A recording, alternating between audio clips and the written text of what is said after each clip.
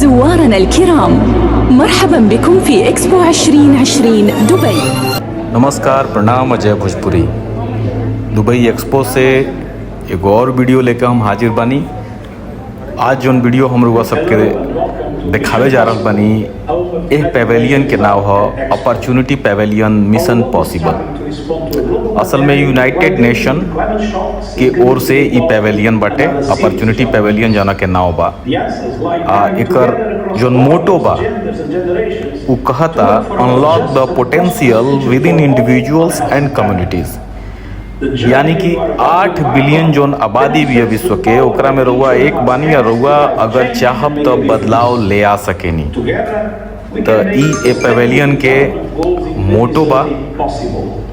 ई कहता कि छोट छोट आदमी अगर छोट छोट काम करी तो बड़हन इम्पैक्ट, बड़हन ओकर जौन आउटकम बा, जौन परिणाम बाटे, उ बढ़न ओकरा से आ सकेला।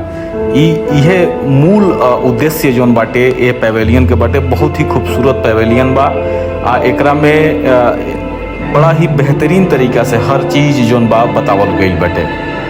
रुआ सब वीडियो में देख रहल बानी मरियम, अबेल, मामा फातिमा के जौन अपन सोसाइटी खातिर, अपना कम्युनिटी खातिर जौन उ लोग काम कइले बाटे, ओकरा से इंस्पायर होके ई पूरा थीम जौन बाटे ई अपॉर्चुनिटी पेवेलियन के बनल बाटे।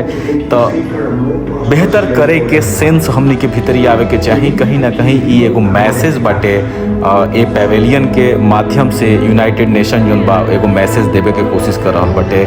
सस्टेनेबल डेवलपमेंट खातिर कैसे काम करे के चाही, का करे के चाही, का बेहतर हो सकेला, वो सारा चीज़न के बारे में जानकारी दिहल गई बा। ई जैसे रुआ देखा तनी कि फूड, वाटर आ एनर्जी, ये 3 चीज़ के लेके मरियम, अबेल, मामा फातिमा के जौन स्टोरी बा ओकरा से प्रभावित होके ई पूरा ई वीडियो जौन रुआ सबके सोजा आ रहल बा, ए वीडियो में दिखावल गई बाटे।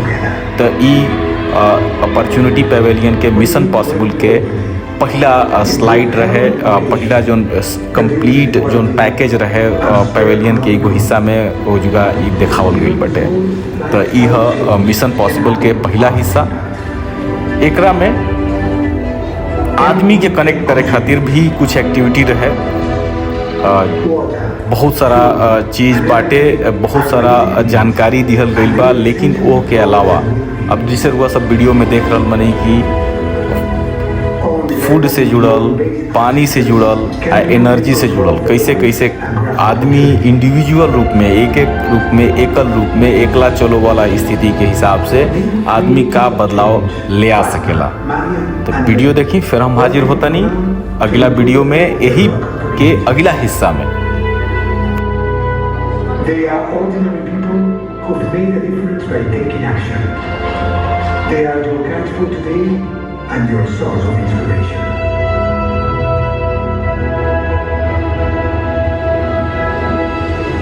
Their stories will encourage you to help in the global mission and to make your own pledge for 2030. There are thousands of agents of change providing opportunities for others, and you can be one of them.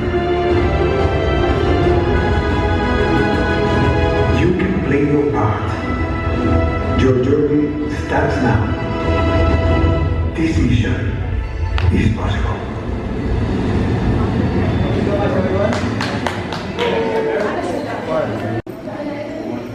तो mission possible के अगला हिस्सा में चलल जाओ, जोन सामने रुआ सबके दिखाई दे रहा बा द फॉग कैचर।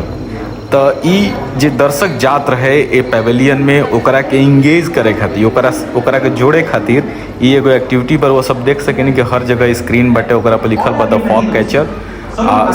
ओकरा नीचे जॉयस्टिक बाटे, मतलब एक तरह से ई गेम हटे। फॉग धुंध जौन बाटे तो स्क्रीन पर लौकी, ओकरा के पकड़े के बाटे वो धुंध के, मने एक तरह से कंपटीशन टाइप के बाटे रुआ के इंगेज करे खातिर। ई जौन पूरा वातावरण जौन माहौल बनावल गई बाटे ओकरा से इंगेज करे खातिर ई एगो गेम टाइप के इवेंट रहे यही पेवेलियन के भीतर। बड़ा बढ़िया रहे, मतलब ई एक तरह से ऐसा सब आइडिया जौन बाटे, ऐसा सब चीज़ जौन बा आदमी के जोड़ा। देखी जैसे फॉग आवत बाटे, फॉग आई स्क्रीन पर, ओकरा के कैच करे के बाद वो सब फॉग देख सकेनी, लोग कैच भी कर रहल बाटे। तो ई एगो बड़ा खूबसूरत ए पैवेलियन के हिस्सा रहे।